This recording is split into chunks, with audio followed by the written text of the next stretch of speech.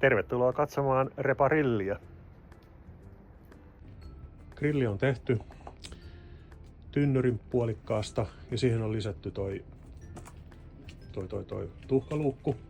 Ja sitten tuohon pohjaan on lisätty, tämän kulhon pohjaan on lisätty arina. Eli sieltä pääsee myös se ilma tulee sitten vapaammin tuolta ja säätelee. Tää itse kulho tässä tynnyrin päällä on Bilteeman ulkotuli, josta mä otin jalat pois. Ja toi kipinäverkko tuli siinä mukana.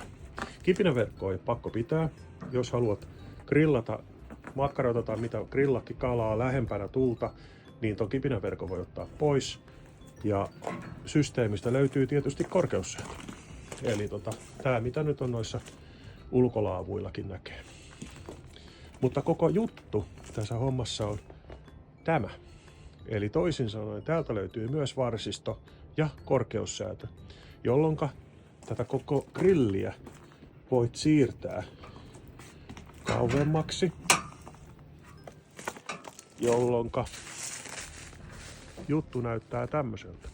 Eli sä voit siirtää sen kauemmaksi tästä itse grillikodasta. Ja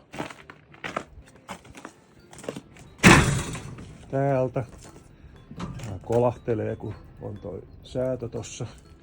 Voit säätää tosi lähellekin, jolloin lämpöä tulee paremmin tonne itse laavuun.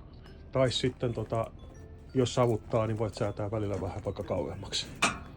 Eli se on yksi idea. Ja sitten lopetuksessa, kun lopetat, niin jos sinne jää vielä vähän hiillosta, niin turvallisuusmielessäkin tää on ihan mukava säätää vähän tänne ulospäin sitten, niin ei ainakaan kipinöitä lennä niin herkästi tonne koppiin.